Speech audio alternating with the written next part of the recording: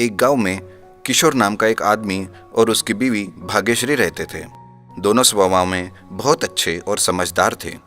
किशोर क्रांति के नाम के एक आदमी से कच्चे समोसे खरीदता था और भाग्यश्री उसे घर में तल के दोनों बाजार में समोसे बेचते थे और मिले हुए पैसों से अपना घर चलाते थे।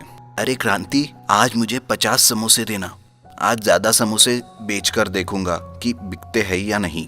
अच्छा किशोर, मुझे पता है 50 समोसे ऐसे ही बिक जाएगी। ऐसे ही क्रांति से कच्चे समोसे लेकर किशोर और भाग्यश्री समोसे बेचते बेचते उनकी छोटी सी दुकान बड़ी हो जाती है, जिसकी वजह से बहुत लोग किशोर की दुकान से समोसे खरीदने लगे और अब उनका व्यापार भी बड़ा हो गया। लेकिन समोसे भी जल्दी ही खत्म होने लगे, जिसकी वजह से काफी लोग बिना समोसे के ही वापस चले जाते थे। काफी लोग दुकान से अब खाली हाथ जाने लगे हैं। अगर मैं क्रांति से ज्यादा समोसे लूंगा तो किसी को खाली हाथ जाने की जरूरत नहीं पड़ेगी। ऐसा करता हूँ, क्रांति से जाकर पूछता हूँ कि वो मुझे दिन में कितने समोसे दे सकता है। किशोर क्रांति के घर जाता है। अरे क्रांति, आज से मुझे ज्यादा कच्चे समोसे चाहिए। काफी लोग दुकान से अब खाली हाथ जाने लगे हैं। लगता है मुझे ज्यादा समोसे रखने पड़ेंगे आज से। हाँ किशोर, बताओ मुझे कितने समोसे चाहिए तुम्हें? आज से मुझे 100 कच्चे समोसे चाहिए।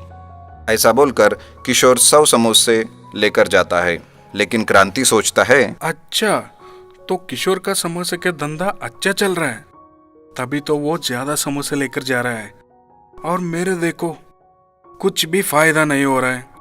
जबकि कच्चे समोसे मैं ही बनाता हूँ, सारी मेहनत मेरी रहती है और किशोर का फायदा। मुझे कुछ करना पड़ेगा, मेरे फायदे के लिए मुझे कुछ करना ही पड़ेगा। ठीक है, कल से किशोर के समोसे में कम कीमत वाला मसाला डाल के देता हूँ। अगले दिन से क्रांति जैसे सोचता है वैसा ही कम कीमत वाला मसाला डाल के किशोर को समोसे बेचता है। किशोर और उसकी बीवी घर में समोसे तलने लगते हैं। तभी, अरे आज के समोसे कुछ अच्छे नहीं लग रहे। लगता है कुछ गड़बड़ हुई है। कल से बहुत ध्यान से करना पड़ेगा। दूसरे दिन किशोर समोसे तलता है, लेकिन वो समोसे भी वैसे ही बन जाते हैं। ये सोचकर किशोर भाग्यश्री से कहता है, आज के समोसे भी वैसे ही बने हैं। लोग समोसे नहीं खाएंगे ऐसे। अगर ऐसा ही चलता रहा तो दुकान ठीक से नहीं चलेगी। इसलिए भाग्यश्री, कल से तुम ही समोसे बनाना सीखो। भाग्यश्री समोसे बनाना सीखती है और किशोर क्रांति से जाकर कहता है, अरे क्रांति, आज से हमें तुम्हारे समोसे नहीं चाहिए। मेरी बीवी ने समोसे बनाना सीख लिया है। अब किशोर की बीवी ने समोसे बनाना सीख लिया तो कोई भी गड़बड़ नहीं होती और दुकान भी अच्छी चलने लगी थी और किशोर का बहुत मुनाफा होने लगा था। हर रोज की तरह जैसे क्रांति कच्चे समोसे बेचने बाहर निकलता है तो वो किशोर की दुकान में लगी भीड़ को देखता ही रहता है। बाप रे बाप, इतने लोग! किशोर के समोसे तो बहुत लोग खरीदने लगे हैं। लगता है उसके बीवी समोसे बनाने में निपुण हो गई है, इसलिए मुझसे समोसे खरीदने बंद कर दिए हैं। ऐसा है, वक्त आ गया है। किशोर की दुकान ही बंद करवा देता हूं मैं। ऐसा सोचकर क्रांति घर में एक समारोह रखता है, जिसके लिए वो गांव के काफी सारे लोगों को बुलाता है और मेहमानों को खाने के लिए वो किशोर की ही दुकान से समोसे लेने जाता है। अरे किशोर, मुझे आज सारे के सारे समोसे चाहिए। इतने सारे समोसे तुम्हें क्यों चाहिए क्रांति? मेरे घर में कुछ मेहमान आ रहे हैं ना, आज उनके नाश्ते के लिए समोसे चाहिए। अच्छा, ठीक है, ये ले लो। क्रांति किशोर की दुकान से समोसे लेकर घर जाता है और वो किशोर की समोसे की जगह पर अपने बनाए हुए खराब समोसे सारे मेहमानों को खिला देता है। समोसे खाने के बाद सारे मेहमानों के पेट में गड़बड़ होने लगती है। सारे मेहमान पेट पकड़कर बैठते हैं। थोड़ी देर बाद गांव के सरपंच आते हैं। वो सारा नज़ारा देखते हैं और पूछते हैं, अरे ये क्या हुआ तुम सब लोगों को? ऐसे पेट पकड़कर क्यों बैठे हो? सरपंच जी, हमने यहाँ नाश्ते में समोसे खाए, तभी से हमारे पेट में दर्द होने लगा है। अरे क्रांति, ये समोसे में क्या मिलाया तुमने? जो सारे लोगों के पेट में दुखने लगा है? मुझे नहीं पता सरपंच जी, ये समोसे तो मैं किशोर की दुकान से लाया हूँ।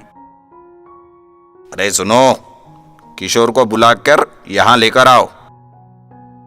जैसा सरपंच कहते हैं वैसे ही दो सैनिक किशोर को पकड़ने के लिए उसके घर जाते हैं।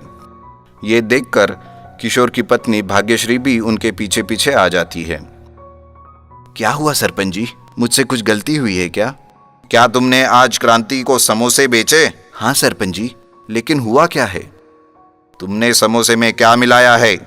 जब से सारे लोगों ने समोसे खाए उनके पेट में दर्द होने लगा है। सारे के सारे लोग दर्द से तड़प रहे हैं। लेकिन मैंने तो रोज की तरह से ही समोसे बनाए हैं और काफी सारे लोगों ने खरीदे हैं, उन्हें तो कुछ नहीं हुआ। सरपंच किशोर को बंदी बनाने के लिए कहते हैं और सैनिक उसे लेकर जाते हैं। इधर किशोर की पत्नी सोचती रहती है कि ये किसने किया और कैसे किया।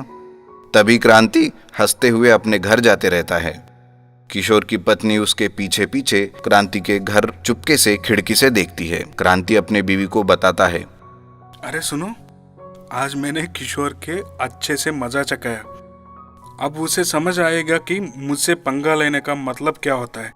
मैंने उसके सारे समोसे की जगह खराब समोसे मेहमानों को खिलाया और वो बेचारा मेरे जाल में फंस गया है। उसके समोसे तो वही पड़े पड़े सड़ रहे हैं। ये सारा नजारा देखकर किशोर की बीवी को बात समझ में आती है। वो जल्दी से सरपंच के पास जाती है। सरपंच जी, मुझे आपसे कुछ कहना है। कहो भाग्यश्री, क्या कहना चाहती हो? सरपंच जी, मैं अभी अभी क्रांति के घर से आ रही हूँ। मैंने क्रांति को उसके बीवी के साथ बात करते हुए सुना। देखा तो वो हमारे समोसे की जगह पर खराब समोसे उसने मेहमानों को खिलाए ताकि हमारी दुकान बंद हो जाए, और उसने हमारे समोसे वही अपने घर पर छुपा के रखे हैं। ऐसा है क्या? चलो मेरे साथ, अभी उसके घर चलकर देखते हैं कि माजरा क्या है। सरपंच और भाग्यश्री क्रांति के घर जाते हैं। सरपंच देखते हैं कि किशोर के बनाए समोसे वही कोने में छुपा कर रखते हैं। क्यों क्रांति, ज्यादा होशियार बनते हो? किशोर को फंसाना चाहते हो? सिपाहियों, पकड़ लो इसे और दे दो उसे पुलिस के पास। मुझे माफ कर दीजिए सरपंच जी। दरअसल किशोर ने मुझसे समोसे लेकर अपनी दुकान बड़ी कर ली, लेकिन मेरा फायदा नहीं हो रहा था, इसलिए मैंने ऐसा किया। मुझे माफ कर दीजिए ना। सरपंच जी किशोर को छोड़ देते हैं और भाग्यश्री को उचित इनाम देते हैं। खाओ भूत, भूत के रूप में बदले दो मित्र। एक गांव में गौतम नाम का व्यक्ति मिठाई की दुकान चलाता था। एक दिन दुकान के पास दो मित्र बिट्टू और बन्नू आए। उस दुकान के सामने रहे गद्दी पर बैठकर बातचीत कर रहे थे। अरे बन्नू, मुझे बहुत डर लग रहा है। क्यों रे, क्या हुआ? अरे तुझे पता नहीं है क्या? तुम्हारी बातों से और डराओ मत, जल्दी बताओ क्या हुआ। वो क्या है कि नहीं रे, उस बारे में बताने से तू भी डर जाएगा। रहने दे, रात को तू वैसे ही सोता नहीं है।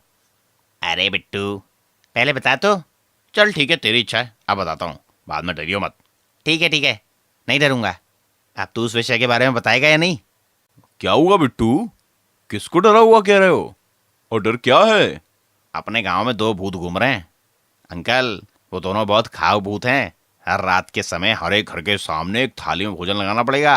अपने घर में कोई खाने की चीज बनी हो तो उनके सामने लाना पड़ेगा। हमारे सो जाने के बाद वो आकर और खाकर चले जाएंगे, नहीं तो वो हमें मार डालेंगे। कुछ दिनों में अपनी कॉलोनी में ऐसा कर रहे हैं। आप लड्डू नहीं बना रहे हो क्या अंकल? अरे बिट्टू, तुम तो नादान हो, कोई कुछ भी कहता है मान लेते हो। अंकल, आपको भूत का भय नहीं है क्या? डर मुझे उस भूत से? उसकी नजर मुझ पर पड़े ना तो पेड़ पर बांध कर पीटूंगा। पता नहीं अंकल, आपकी मर्जी। अरे बिट्टू, तुम अंकल को मत डराओ। अरे बन्नू, मुझे कोई डर नहीं है, वो भूत मेरा कुछ नहीं कर सकता। ठीक है, अब ये बताओ क्या चाहिए तुम्हें? ठीक है, हमें कुछ नहीं चाहिए, लेकिन अंकल वो दो भूत रात में प्लेट भर अगर आपने उनको लड्डू नहीं लगाया तो वो आपका भी काम तमाम कर देंगे। वे मेरा कुछ नहीं कर सकते, निकलो यहाँ से। बाद में बिट्टू और बन्नू वहां से घर लौट जाते हैं। रात हो जाती है। गौतम दुकान बंद करके अपने पलंग पर सो जाने के लिए जाता है। आधी रात तक तो वो भूतों के बारे में ही सोच रहा था और सो नहीं रहा था। वे दो भूतों के बारे में कभी सुना नहीं था, फिर बिट्टू और बन्नू ऐसा क्यों कह रहे थे? फिर भी मुझे कुछ नहीं कर सकते वो। इतने में दुकान के पास उसे आवाज सुनाई देती है। गौतम धीरे से उठकर झांक कर देखता है। वहां दो भूत बातें कर रहे थे। इस गांव में सब लोग बहुत भोजन लगा रहे हैं, लेकिन इस सेठ ने तो हमें कुछ भी नहीं दिया। इसका काम तमाम करते हैं, आज के लिए छोड़ देते हैं। कल हमें थाली भरकर अगर लड्डू नहीं लगाई तो तैयार किए हुए लड्डू के साथ दूसरी मिठाई भी खा लेंगे, तब उसको अकल आएगी। ऐसा ही करेंगे, तभी गौतम को समझ आएगा। चलो दूसरे घर चलते हैं। दोनों भूत वहां से चले जाते हैं। उनकी बातें सुनकर गौतम को डर लगता है और वो कांप जाता है। बाप रे, इतने बड़े भूत! बिट्टू बन्नू सच्ची बोले थे। इन भूतों से पंगा मोल लेना अच्छी बात नहीं है। एक काम करूंगा, मेरा तो पूरा व्यापार ही बिगड़ जाएगा। नहीं तो कल से थाली भर के लड्डू लगाऊंगा। अगले दिन रात को एक थाली भर के लड्डू रखता है। बाप रे, वे दो भूत आए, जल्दी से खाकर चले जाएं। ओ गौतम, एक बार इधर आओ, तुम्हारी तारीफ करेंगे। नहीं नहीं, मैं नहीं आऊंगा, आप खाओ और जाओ। ठीक है, रोज ऐसे ही लड्डू रखो। लड्डू बहुत स्वादिष्ट हैं। कल और थोड़े ज्यादा लड्डू लगाना। ठीक है, वैसे ही करूंगा। जाते हैं। कुछ दिन बीत गए। एक दिन बिट्टू और बन्नू दुकान पर आते हैं। अरे बिट्टू और बन्नू, बहुत दिनों से लड्डू खरीदने के लिए नहीं आ रहे हो। लेकिन बिट्टू, तुमने जो कहा था वो सच है।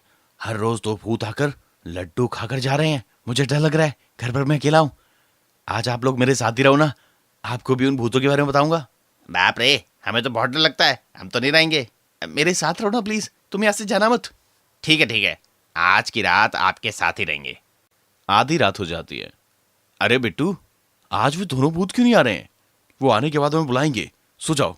गौतम सो जाता है। बाद में तुरंत बिट्टू और बन्नू उठ जाते हैं। अरे बन्नू फंस गया रे, अब क्या करेंगे? गौतम सो गया, हम धीरे से चलकर लड्डू खाएंगे, चलो। अरे उन लड्डू को देखने से ही मुंह में पानी आ रहा है। हम हर दिन इसी टाइम आकर लड्डू खा के चले जाते थे। चलो, गौतम के जागने से पहले लड्डू खाएंगे। दोनों मिलकर खाने लगते हैं।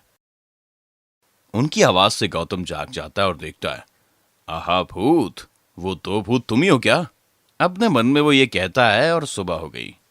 जागो, तुम लोग सो गए? वो दो भूत आकर लड्डू खा के चले भी गए। क्या बात है अंकल, हमें पहचाना क्या? नहीं, चांस ही नहीं है। अब हम चलते हैं अंकल। ठीक है, जाओ। बन्नू और बिट्टू दोनों जाते समय, अरे बन्नू, अंकल ने हमें पहचाना तो नहीं? पता नहीं रे, उसे उतना सीन नहीं है। रात हो गई। हर दिन के जैसे ही थाली भर के लड्डू लगाकर रखता था। दोनों भूत खाने के लिए आए। वे लड्डू लेते समय अचानक एक और भूत प्रत्यक्ष होता है। ओ, आप ही हो नए भूत? इतने दिनों से मेरा भोजन आप ही खा रहे हो क्या? इस दिन मैं आपको खाऊंगा। हम नहीं, चलो रे बन्नू, यहां तो सच का भूत आ गया है। भाग जाओ, चलो। वो वहां से भाग खड़े होते हैं। रुको, आज आपको ही खाऊंगा। ये कहते उनके पीछे थोड़ी दूर तक भागता है। इतने में दो भूत भाग जाते हैं। बाद में गौतम ने अपना वेश निकाल दिया। अरे बिट्टू, बन्नू, दोनों मिलकर मुझे ही डराओगे क्या? मेरे पूरे लड्डू खाओगे क्या? वहां से दुकान की ओर चल पड़ते हैं। अरे अंकल, जान गया कि हम ही भूत के वेश में हैं। अब से हमें उस ओर नहीं जाना चाहिए। और अपने अपने घर लौट जाते हैं।